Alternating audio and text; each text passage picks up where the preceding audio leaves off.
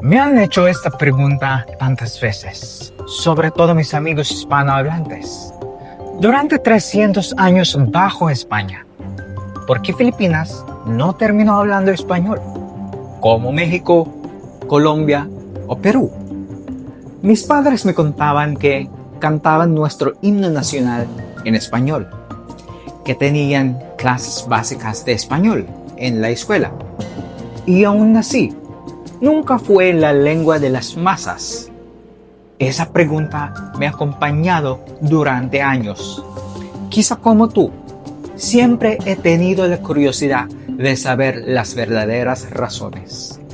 Hoy vamos a descubrirlo.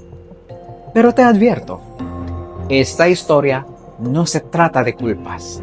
Se trata de historia, de decisiones y de cómo las lenguas viven o mueren.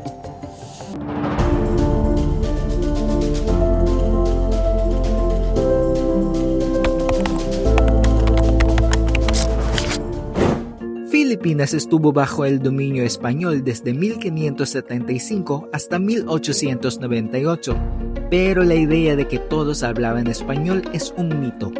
En realidad, el español nunca se convirtió en la lengua cotidiana de la mayoría. ¿Por qué? La respuesta empieza con la Iglesia. Para los misioneros, la prioridad no era imponer el español, sino difundir la fe lo más rápido posible. La salvación de las almas estaba por encima de todo. Por eso, el rey promulgó una ley que ordenaba a los curas doctrineros aprender las lenguas de los indios para poder evangelizar y administrar mejor. Era más eficaz, más inmediato, más seguro para cumplir con su misión. Y mientras la corona gobernaba desde lejos, la Iglesia moldeaba la vida diaria en las lenguas del pueblo. Así que desde el principio, no es que los filipinos rechazaran el español, simplemente nunca se les enseñó.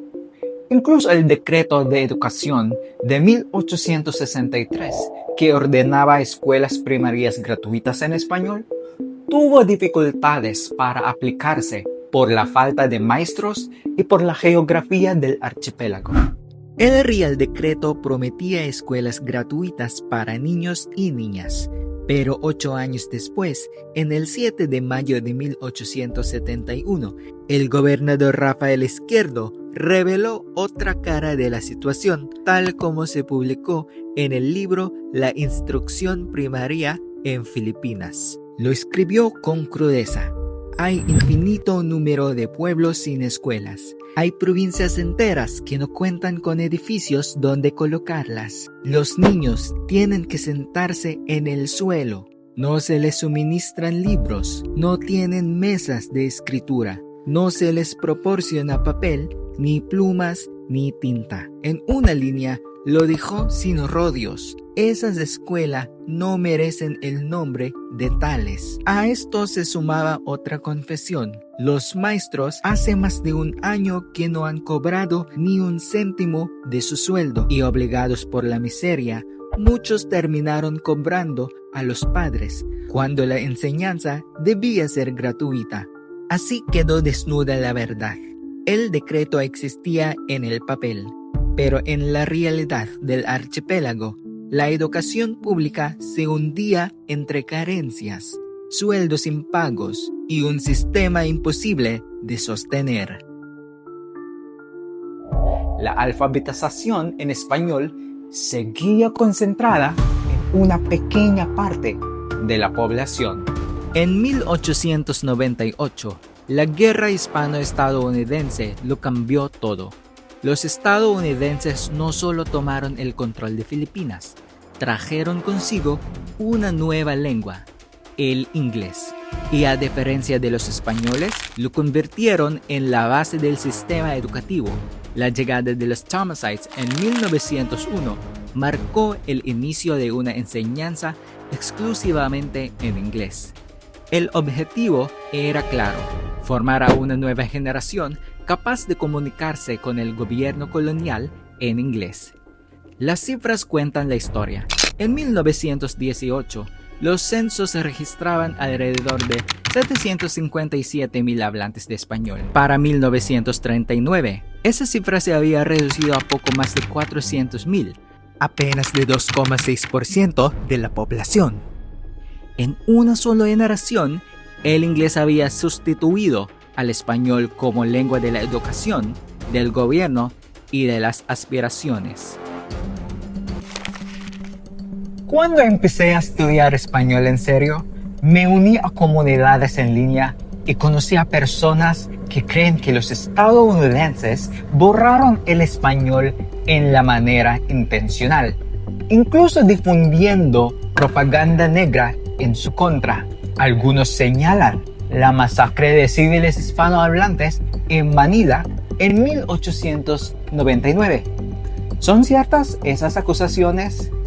La historia sí muestra violencia y propaganda en tiempos de guerra, pero nos quedaremos con las pruebas documentadas. Y lo que está claro es que el cambio fue sistémico. El inglés se promovió como la lengua del progreso. El español quedó relegado al olvido. El declive continuó después de la independencia. La Constitución de 1935 mantuvo al inglés y al español como idiomas oficiales, pero también ordenó la creación de una lengua nacional, lo que hoy conocemos como filipino. En 1973, el español fue eliminado como lengua oficial, y en la Constitución de 1987 quedó reducido a opcional. Las escuelas dejaron de exigirlo. Los periódicos en español cerraron e incluso el prestigioso Premio Sobel, que premiaba la literatura hispana en Filipinas, empezó a entregarse de forma irregular. Algunas personas ven esto como una tragedia. Para mí sí es una pérdida, pero no es el fin de nuestra identidad. No estamos atrapados por el pasado. La historia ocurrió, pero sanamos y aprendimos de ello. Las lenguas deben unirnos, no dividirnos. Hoy en día el español sobrevive de tres maneras principales. Primero, en lenguas criollas como el chabacano en Zamboanga y Cavite, una mezcla de español y gramática local. Hay dos na Cavite y hay uno Taliana Sur del país na Zamboanga. El dos na Cavite es el de mío, que yo te platica ahora, el chabacano caviteño. Y también Taliana Cavite hay un pueblo más oeste de mi ciudad, se llama Ternate. Segundo, en miles de préstamos léxicos, desde mesa y silla hasta cuchara y ventana. Y tercero, en espacios de aprendizaje patrimonial, universidades, institutos culturales y pequeños proyectos mediáticos mantienen viva la lengua. Me alegraría que el español se mantuviera en nuestro plan de estudios, aunque solo fuera como un recordatorio de nuestra historia llena de capas. Pero también tenemos algo especial, una ventaja bilingüe en filipino e inglés desde una edad temprana. Así que quizá, de alguna manera, simplemente hemos recorrido un camino diferente. En verdad, las cosas suceden por una razón, y eso nos reta a ver las situaciones desde una perspectiva más luminosa. Esta es la verdad que quiero que te lleves contigo. Nuestra identidad no depende de una lengua en específico. No saber español no es el fin. Nuestra identidad como filipinos gira en torno a nuestros valores, nuestro amor al Señor, a la familia y a la nación. A pesar de nuestros cientos de lenguas en el país, hemos sabido vivir en paz, trabajar con esfuerzo y apoyarnos unos a otros. Eso es ser filipino.